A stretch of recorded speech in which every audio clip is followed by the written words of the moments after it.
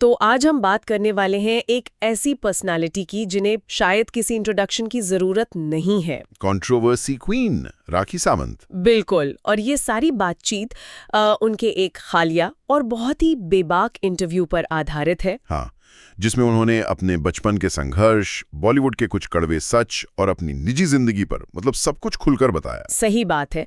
और देखिए, हमारा मकसद यहाँ सिर्फ उन विवादों को दोहराना नहीं है। हम कोशिश करेंगे उस हंसते हंसाते चेहरे के पीछे के इंसान को समझने की। वो दर्द, वो हिम्मत और सबसे बढ़कर वो सर्वाइवल की कहानी। हाँ, ये जानने की कोशिश करेंगे कि ग्लैमर की दुनिया में बिना किसी गॉडफादर के टिके रहने की असली कीमत क्या होती है। तो फिर कहानी की शुरुआत वहीं से करते हैं जहां से ये सब शुरू हुआ, उनके बचपन से। और मैं सच बताऊं, इंटरव्यू में कुछ बातें सुनकर मैं हैरान रह गई। हम सबको पता है कि उनका बचपन गरीबी में बीता, उनकी माँ ईंटों पर खाना बनाती थी, ये सब बातें पब्लिक में है। हाँ, ये तो वो कई बार बता चुकी हैं। लेकिन जो बात मुझे चौंका गई वो ये थी कि वो मुकेश और अनिल अंबानी की शादियों में केटरिंग का काम करती थी। सच में? हाँ, ये तो एक बिल्कुल ही नई जानकारी है। हाँ, बिल्कुल। उन्होंने बताया कि उन्हें दिन के सिर्फ 100 रुपए मिलते थे। हाँ। और वो वहाँ प्लेटें धोती थी, मेहमानों को खाना परोसती थी। सिर्फ 100 रुपए? सोचिए जरा। और उस वक्त की एक बच्चे की मासूमियत देखिए। वो कहती हैं, हमने तो कभी मिठाइयाँ भी नहीं देखी थी। तो वो क्या करती थी, नैपकिन में चुपके से मिठाइयाँ चुराकर घर ले जाती थी। ये छोटी सी बात उनके उस दौर के संघर्ष की पूरी कहानी बयां कर देती है। वही तो। और सबसे दिलचस्प बात यह है कि वो इस संघर्ष को कोई बोझ नहीं मानती, वो इसे अपनी ताकत मानती हैं। उनका एक कोट है, अगर मैंने ठोकरें नहीं खाई होती दर दर की तो आज मैं कहां से क्वीन होती। क्या बात है। ये जो अनुभव थे, ये जो ठोकरें थी, यही उनकी पर्सनालिटी की नींव है। और वो मानती हैं कि इसी वजह से उन्हें हर गरीब इंसान की कद्र है। और इसी से जुड़ी वो एक बहुत ही दिलचस्प थ्योरी भी बताती हैं। उनका मानना है कि शायद अंबानी परिवार उन्हें आज अपनी पार्टियों में इसीलिए नहीं बुलाता। अच्छा, क्यों? क्योंकि वो उनका अतीत जानते हैं। वो कहती हैं, इसलिए तो अंबानी जी पूरी दुनिया को बुलाते, मुझे नहीं बुलाते, क्योंकि उनकी शादियों में मैंने काम किया है। एक बहुत बड़ी बात है। हाँ, ये तो है। और इसी अतीत से लड़कर अपनी पहचान बनाने का जो विश्वास है, वो उनकी बातों में साफ झलकता है। बिल्कुल। वो मानती हैं कि कोई दूसरा उनकी किस्मत नहीं लिख सकता, चाहे वो कितना भी बड़ा क्यों ना हो। इंटरव्यू में वो एक बहुत पावरफुल बात कहती हैं। वो कहती हैं, मैंने अपने हाथों पर, इन हाथों की लकीरों को मैंने फाड़ डाला है। वाह। मेरे हाथों में गरीबी लिखी थी, ठोकरें लिखी थी, टॉर्चर लिखा था। मैंने इन हाथों की रेखाओं को फाड़ दिया है। ये सिर्फ एक लाइन नहीं है, ये उनकी पूरी जिंदगी की फिलॉसफी है। मैंने इन हाथों की रेखाओं को फाड़ दिया है।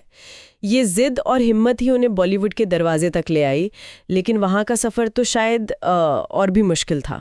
हाँ, बहुत ज्यादा। उन्होंने बताया कि शुरुआत में एकता कपूर के सीरियलों में छोटे मोटे डांस और किरदार किए, पर असली चैलेंज कुछ और ही था। हाँ, और इस पर उन्होंने बहुत बेबाकी से बात की है कास्टिंग काउच पर। उन्हें सीधे सीधे कहा गया था, है ना? बिल्कुल सीधे, रात को आओ, पलंग गरम करो, सुबह हीरोइन बन जाओ। और उनकी उस वक्त की नादानी देखिए। वो कहती हैं कि उन्हें पलंग गरम करने का मतलब तक नहीं पता था। हाँ, ये तो बहुत ही। वो सोचती थी कि शायद नीचे सिगड़ी वगड़ी रखनी होगी पलंग के नीचे।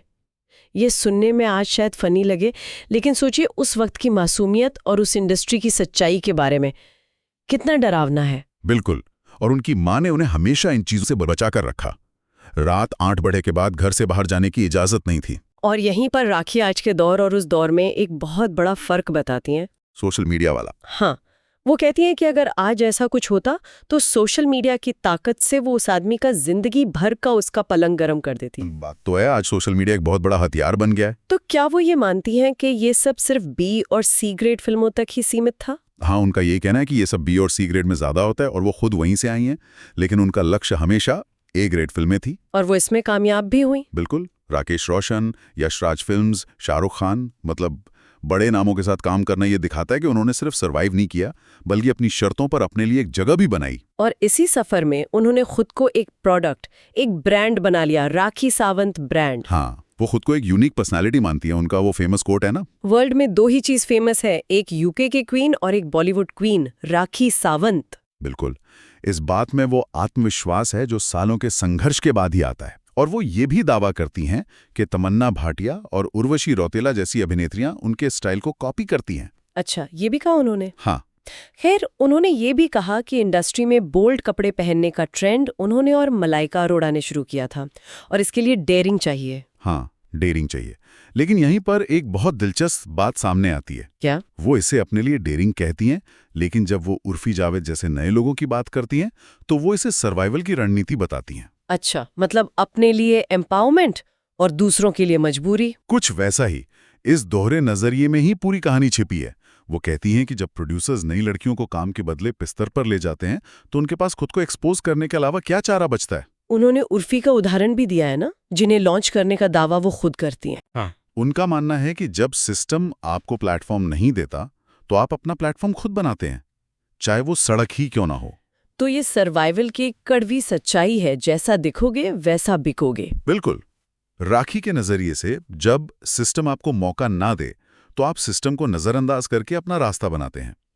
अब ये सही है या गलत, इस पर बहस हो सकती है, लेकिन ये एक रियलिटी है जिससे वो खुद गुजरी हैं। प्रोफेशनल लाइफ की तरह ही उनकी पर्सनल लाइफ, खासकर उनके रिश्ते, हमेशा तूफान में ही रहे हैं। हमेशा। और इंटरव्यू में उन्होंने एक ऐसा खुलासा किया है जो बिग बॉस के फैंस को शॉक कर देगा। रितेश वाला। हाँ, उन्होंने बताया कि शो में रितेश उनके भाड़े के पति थे। हाँ, और इसके पीछे की कहानी बहुत कॉम्प्लेक्स है। उन्होंने बताया कि कोरोना के समय जब वो आर्थिक रूप से पूरी तरह टूट चुकी थीं और उनकी मां कैंसर से जूझ रही थी, तब रितेश नाम के एक शख्स ने उनकी मदद की थी। हाँ, लगभग 3 करोड़ रुपए से। 3 करोड़।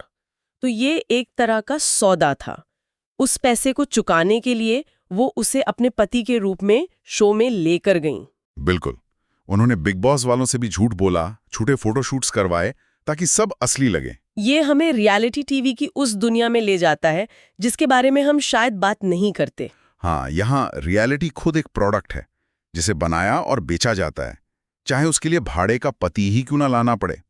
ये राखी की मजबूरी से ज्यादा उस पूरे इकोसिस्टम पर एक कमेंट्री है। और ये झूठ तब खुला जब रितेश की असली पत्नी और बच्चे की खबर मीडिया में आई। और फिर सलमान खान ने उसे शो से निकाल दिया। इन सब धोखों का उन पर बहुत गहरा असर हुआ है। आदिल के साथ अपने रिश्ते पर वो कहती हैं कि कुछ महीनों की शादी में उन्हें 7 जन्मों के दुख मिल गए। हाँ, और उन्होंने कहा कि उन्होंने जीते जी जहन्नुम देख लिया। उनका प्यार और शादी से पूरी तरह विश्वास उठ चुका है। बिल्कुल। इंटरव्यू के दौरान वो बार बार तौबा तौबा कहकर कसम खाती हैं कि अब वो कभी प्यार या शादी नहीं करेंगी। उनके शब्दों में वो दर्द और वो थकावट साफ महसूस होती है। इतने सारे तूफानों के बीच उनकी जिंदगी में अगर कोई एक एंकर था तो वो थी उनकी माँ। हाँ, उनका रिश्ता बहुत गहरा था। भारत वापस आने पर वो सबसे पहले एयरपोर्ट से सीधे अपनी माँ की कब्र पर गईं। और उन्होंने वहां जो किया वो शायद ही किसी ने कभी सुना होगा। उन्होंने अपनी माँ की कब्र पर दिवाली मनाई। हाँ, दिवाली मनाई। उन्होंने वहां मिठाइयाँ रखीं, एक नॉन अल्कोहलिक वाइन की बोतल चढ़ाई और सुरसुरी यानी फुलझड़ी जलाई। फुलझड़ी? हाँ, वो कहती हैं मेरी माँ को सुरसुरी बहुत पसंद थी। उनका मानना है कि सिर्फ शरीर खत्म होता है, आत्मा नहीं, और उनकी माँ की आत्मा हमेशा उनके साथ है।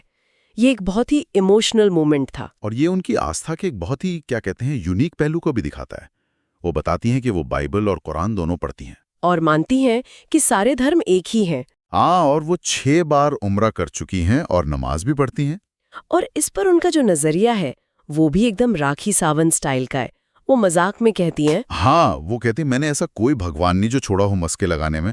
सुबह उठते ही अमूल का मस्का ले बैठ जाती हूं मैं। ये लाइन उनके पूरे कैरेक्टर को बयां कर देती है। बिल्कुल। वो जिंदगी की हर मुश्किल का सामना एक चंचल लेकिन गहरे आध्यात्मिक नजरिए से करती हैं।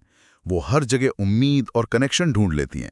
तो राखी सावंत की ये कहानी सिर्फ विवादों, कैमरास और ग्लैमर की नहीं है। नहीं, बिल्कुल नहीं। ये गरीबी से उठकर अपनी पहचान बनाने की जिद है, इंडस्ट्री के अंधेरे कोनों से बचकर निकलने की हिम्मत है, और निजी जिंदगी में मिले अनगिनत धोखों के बावजूद चट्टान की तरह खड़े रहने की कहानी है। बिल्कुल।